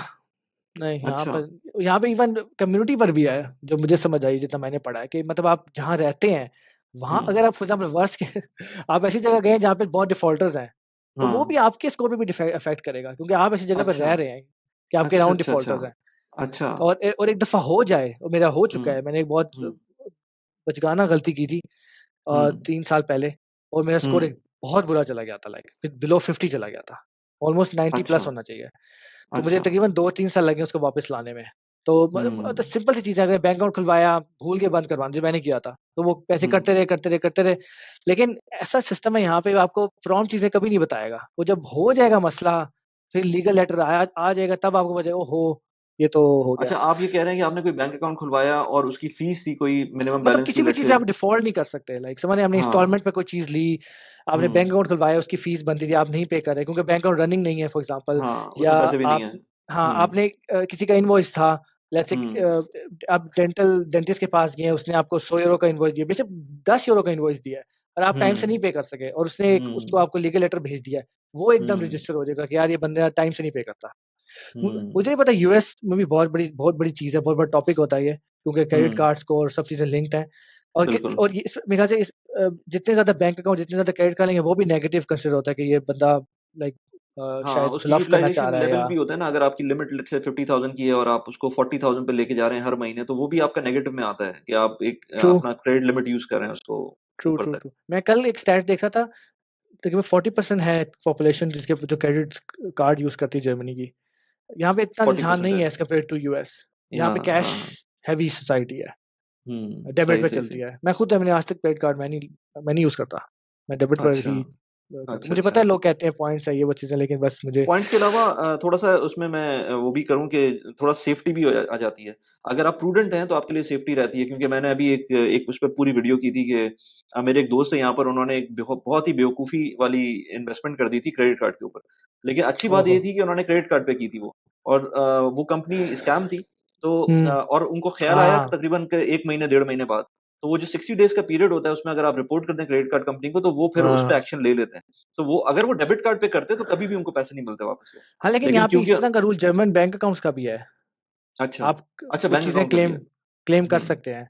प्लस हुँ, 100K तक की आपकी वो है इंश्योरेंस है। श्योरिटी है हुँ, कि अगर आप डिफ़ॉल्ट हो जाएँ तो 100K तक कवर्ड है। तो इस तरह हुँ, की भी चीज़ें हैं जो कि ठीक, लॉज़ बने हुए हैं। लेकिन सही, बैंक्रप्सी हो सकती है और भी बड़े स्कैम्स भी हो सकते हैं और हुए लोगों के साथ। सही, सही, सही। अच्छा मुझे उस पे आप बताएँ कि लॉन्ग टर्म के लिए जर्मनी कैसा है? फैमिली के लिए या खुद रहने के लिए? अगर कोई बंदा जाता है फ़र्ज़ करें कुछ लोग जाते हैं सिर्फ़ पासपोर्ट के लिए, उसके बाद वो कहीं और इधर-उधर निकलने की कोशिश करते हैं या फिर बहुत सारे लोग होते हैं कि जाते हैं लेकिन वो यही कहते हैं कि यार हम अब रहना ही यहीं पर है। तो कितना आसान है लॉन्ग टर्म रहना और फैमिली को एडजस्ट करना और मुश्किल क्या सिनेरियो है? मुश्किल सवाल है। लेकिन ये कि लेकिन अगर आप देखें पहले दौर के लिहाज से या जिस अभी भी स्टेज जो है आपको पासपोर्ट के लिए कम से कम 8 साल चाहिए। लाइक 6 साल तब चाहिए जब आपने C1 लेवल जर्मन कर लिया है और अगर B1 करना है जो कि नॉर्मली जो ट्रेडिशनल प्रोसेस है ना वो 8 साल है। वो अब नए लॉ के लिहाज 8 से साल कब रिड्यूस से करके स्टार्ट होंगे वो आपके लेट्स से अगर आप स्टूडेंट हैं तो जो स्टूडेंट लैंड टैक्स करने के पेइंग बाद से टैक्स टैक्स पेइंग पेइंग 8 अच्छा। साल। तो ये स्टूडेंट बीइंग अ स्टूडेंट का स्टूडेंट भी काउंट तो होता आप है टैक्स काउंट होता है अच्छा काउंट काउंट होता है होता है। क्योंकि वो भी टैक्स पे कर हाँ, रहा होता है। हाँ, हाँ स्टूडेंट काउंट होता है। बेशक आप जॉब नहीं भी कर रहे तो वो काउंट हो जाता है। राइट। वो स्पेशल प्रिविलेज है क्योंकि आपने यहाँ से पढ़ा है। हुँ, तो अब वो 8 साल को रिड्यूस करना चाह रहे हैं 5 साल पर। जो नया लॉ अच्छा। चा आना आ जाना चाहिए था, डिले हुँ, हो गया क्योंकि कुछ कॉम्प्लिकेशंस हैं पॉलिटिकल सिस्टम में, लेकिन हुँ, उम्मीद है कि वो इस साल अप्रूव हो जाएगा। तो हुँ, उस बाय द वे इस लॉ का भी लोगों को शायद ना पता हो, 2 चीज़ें बदल रही हैं। एक तो ये कि वो 5 साल कर रहे हैं और हुँ। दूसरा अगर अप्रूव हो गया तो डुअल आ रहा है। डुअल नेशनैलिटी अलाउ कर रहा है जर्मनी अच्छा, फॉर द फर्स्ट ठीक टाइम। है, ठीक है, अभी ठीक है। तक अभी तक आपको पाकिस्तानी पासपोर्ट छोड़ना है, सबको, छोड़ना पड़ता है। सब हुँ, छोड़ते हैं।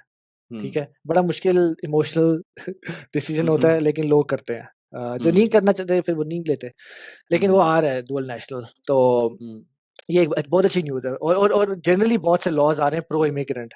जर्मनी हुँ, जर्मनी प्रोबेबली यूरोप में वाहिद कंट्री है जो अपनी नई हुकूमत या नए लॉज ला रही है जो प्रो इमिग्रेंट और प्रो प्रो जैसे प्रो एक्सपेट है। मैं यूरोप इस में बात पे वो भी कहूँगा, जैसे नीदरलैंड में सिनेरियो चल रहा है इस वक़्त। मैं आपको कहने लगा था, नेदरलैंड देख हाँ, लें, आप हाँ, फिनलैंड देख लें, आप हाँ, रिसेंटली स्वीडन देख लें, हुँ, सबके एंटी एक्सपेट लॉज आ रहे हैं। हुँ, निकाल रहे हैं लोग, ना रुकें ज़्यादा लंबा, नए आने वालों के लिए मुश्किल हो रही है, पासपोर्ट लेना मुश्किल कर रहे हैं।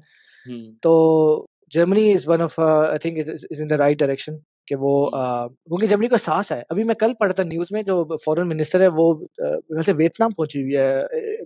मतलब एक तरह से वो मोटिवेट करी कि लोग आएँ, अच्छा, वर्कर्स आएँ, अच्छा, टेक्निकल वर्कर्स आएँ। तो वो अच्छा, उनको पता है कि यार 200 के हम नहीं पूरी शॉर्टेज पूरे कर सकते यहाँ से, हमें हमें बाहर के हुँ, चाहिए ही चाहिए, स्पेशली नॉन यूरोपियंस चाहिए। तो वो हुँ, है, ऑल्दो सोसाइटी इटसेल्फ अभी तक मेरा नहीं ख्याल, जर्मनी ने बहुत अच्छा काम किया कि सोसाइटी को भी, अपनी जो नेटिव लोग हैं उनको भी, पॉपुलेशन को भी समझा सके कि भाई ये चीज़ ज़रूरी है और चैलेंजेस हुँ, आएँगे। खास तौर पे राइट विंग बहुत स्ट्रॉन्ग हो गई है जर्मनी में, हुँ, पिछले कुछ सालों हुँ, जो पहले कभी नहीं थी। हुँ, तो वो कहीं न कहीं एक चैलेंज है जर्मनी के लिए कि हमें बंदे तो चाहिए, एक एक ग्राउंड रियलिटी है।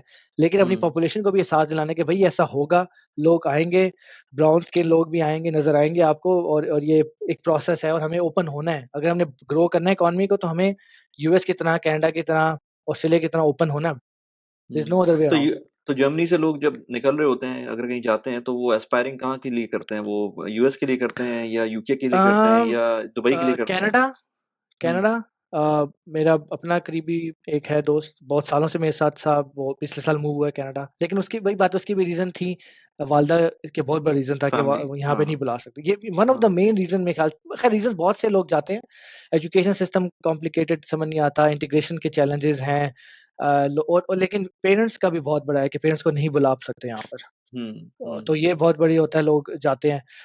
बहुत से लोग यूके भी गए हैं, गल्फ भी जाते हैं, हुँ, दुबई, मेरा ख़्याल है। लेकिन जो हुँ, आपने सवाल था कि लॉन्ग टर्म रहने के लिए, मेरे ख़्याल से डेफ़िनिटली बहुत बेहतर जगह है कंपेयर टू इवन कनाडा या यूएस। अगर आपके पास अच्छी एक हेल्दी फाइनेंशियल सिस्टम है आपका, और आप सेटल्ड हैं, तो मेरे ख़्याल से आप मैनेज कर सकते हैं बहुत सी जगह से, क्योंकि हेल्थ केयर बहुत अच्छा है। बहुत से प्लस पॉइंट्स हैं, लाइफ़स्टाइल बेहतर है। और हुँ, जैसे मैंने कहा था, मेबी आप बहुत ज़्यादा एकदम फाइनेंशियली ग्रो नहीं करेंगे, लेकिन आप एक सस्टेन तरीके से आप डेफ़िनिटली चल सकते हैं। तो हुँ, अगर अभी रिसेंटली मैं एक पाकिस्तानी इवेंट था, उसमें मैं मिला हूँ, वो एक फैमिली दुबई से मूव हुई है, जो वहाँ पे 10 साल की 10 साल दुबई में रह के यहाँ आए हैं। बच्चे बड़े हैं उनके, और हुँ, उनका मैंने रीज़न पूछा था, उन्होंने कहा था हमें बच्चों के एजुकेशन में बहुत कंसर्न्स थे। दुबई हुँ, में कॉम्पिटिटिव नहीं है, और उनको, वो वहाँ पे मेरे ख्याल से हाई स्कूल में थे शायद, तो वो चाहते थे कि यार अच्छी जगह पढ़ें, लाइक लाइक हुँ, प्रॉपर एक टॉप टियर यूनिवर्सिटीज़ में जाएँ उस तरह। तो और मुझे आपसे भी बात हुई है कि दुबई के लिए बहुत कॉमन है, लोग के अंडर ग्रेड्स के हाँ, लिए लोग मूव करते हैं। मूव तो करते हैं, कभी-कभार सिर्फ़ बच्चे मूव करेंगे, कभी-कभार सिर्फ़ फैमिलीज़ भी मूव कर जाएँगी, तो वो भी एक बिल्कुल, नॉर्मल सिनेरियो है। तो यहाँ पे बिल्कुल, भी मुझे लगता है कि लोग पासपोर्ट के बाद आमतौर पे मूव करते हैं। मैं पिछले एम्प्लॉयर में 3 पाकिस्तानी फैमिलीज़ को जानता हूँ जो पिछले 2 सालों में पाकिस्तान मूव हुई हैं। मतलब लोग कहेंगे यार पाकिस्तान कौन जाता है? लेकिन मतलब हुँ, लाइक चैलेंज बहुत ज़्यादा मुश्किल होती है लोगों के लिए। लेकिन मैं हुँ, बता सकता हूँ कि 3 फैमिलीज़, एक इस्लामाबाद, एक लाहौर, एक क्वेटा, हुँ। तो अ, नहीं, जाते लोग हैं जाते लोग। हैं, लोगों को मैं वही कहता हूँ, जब तक आप लोगों से इंटरेक्शन नहीं करेंगे। मैं जब से यूट्यूब यूट्यूब स्टार्ट किया, तो मुझे बहुत सारे ऐसे लोग मिलते हैं जो बड़ी वियर्ड किस्म की मुझे चीज़ें पता चलती हैं, लेकिन लोग कर रहे होते हैं और हमें हुँ। नहीं पता चलता क्योंकि वो मासेस में नहीं हो रहे होते, लेकिन बहुत सारे लोग ऐसी चीज़ें कर रहे होते हैं जो कि आप सोच भी नहीं सकते। और ओल्ड एज, अगर पाकिस्तान जाएँ तो उसका प्राइमरी रीज़न आपको भी पता है, मुझे भी पता है, वो ओल्ड एज पेरेंट्स हैं हुँ, या बच्चों की बॉन्डिंग है, मतलब पर्सनल रीज़न है। ज़्यादातर लोग पर्सनल की वजह से ही आमतौर पे मैंने देखा है, अगर यहाँ से हुँ, जाते हैं तो जाते हैं। हुँ, क्योंकि वैसे वो लोग सेटल्ड ही होते हैं। हुँ। सिस्टम भी सही होता है, घर कोई मसला वैसे नहीं घर होता। लेना हाँ, मुश्किल है, ये भी एक चैलेंज हो जाता है लोगों के लिए, अफ़ोर्ड नहीं कर सकते, डाउन पेमेंट अफ़ोर्ड नहीं कर सकते, या चाहते ही नहीं है लेना कि बहुत लॉन्ग टर्म कमिटमेंट हो जाएगी, एटलीस्ट 10 हाँ, ये साल हमने की। ये बात नहीं की, लेकिन लेट्स से अगर मैं बात करूँ, आप जैसे कह रहे थे कि 1300 यूरोज़ का एक अपार्टमेंट मिल सकता है, तो वही 1300 मिनिमम। यूरोज़ का हाँ। अपार्टमेंट कितने का होगा? उसका प्राइस क्या बन रही होगी? अच्छा, प्राइस मुख्तलिफ है, मतलब आपको वैसे तो आप 400 के का भी किसी न किसी शहर में, कहीं न कहीं गाँव में मिल जाएगा। म्यूनिख में तो आप मिलियन प्लस सोचें, म्यूनिख में भी नहीं, म्यूनिख के अपार्टमेंट बाहर। अपार्टमेंट हाँ, म्यूनिख के बाहर, मतलब जहाँ अच्छा, मैं रह रहा हूँ, लेट्स से। मैं हुँ। ऑलरेडी म्यूनिख से बाहर रह रहा हूँ। हुँ। तो ईज़िली मतलब 12 120 सॉरी 100 एंड 1.2 1.2 1.2 मिलियन। 1.2 मिलियन जो मैं देखता हूँ एड्स वगैरह 1.1 1.2 मिलियन। तो हुँ। अम, हाँ, ऐसा ही है। कुछ लोगों ने राइट, पुराने लिए हैं राइट। तो उन्होंने कुछ 800 के 700 600 के तक के जब 5 साल यानी कि पहले एक्सपेंसिव हाँ, है, रियल लोगों एस्टेट ने एक्सपेंसिव है।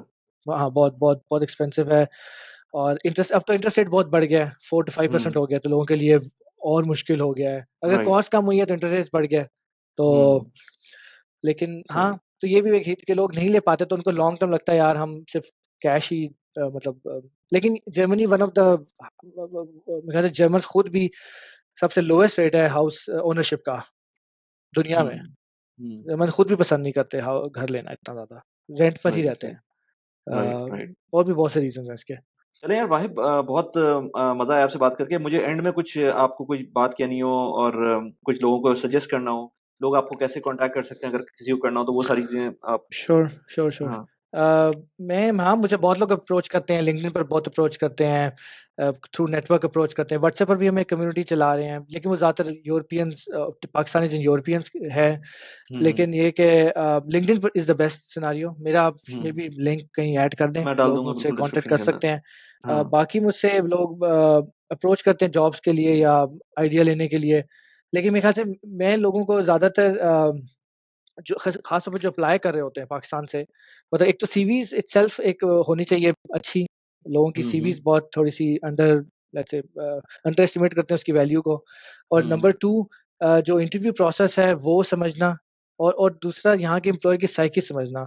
बहुत से हुँ। लोग टेक्निकली साउंड होंगे, लेकिन जो मैं देखता हूँ लैक करते हैं या उसको उतनी वैल्यू नहीं देते, वो देते हैं कल्चरल फिटनेस। यहाँ पे जर्मन एम्प्लॉयर में या इस कल्चर में कल्चरल फिटनेस बहुत इंपॉर्टेंट है। लाइक आपका कॉन्फिडेंस, आपकी कम्युनिकेशन स्किल्स और वो शो करना इंटरव्यू में कि hmm. You can belong here. ठीक है? हुँ। ये मतलब ये बहुत कॉमन है यहाँ पे अगर आपको अच्छा बंदा नहीं मिलेगा ना तो वो 1-1 महीने 2-2 महीने डिले कर देंगे हायरिंग। अच्छा, लेकिन जब अच्छा। As until unless they find the right candidate hmm. तो वो थोड़ा-सा क्वालिटी के ऊपर और राइट फिट के ऊपर कॉम्प्रोमाइज़ करना यहाँ पर ज़्यादा मुश्किल है। मेरे ख़्याल से लोगों को हुँ। ये थोड़ा-सा पता होना कि अपने आप को सेल कैसे करना है बेहतर तरीके से।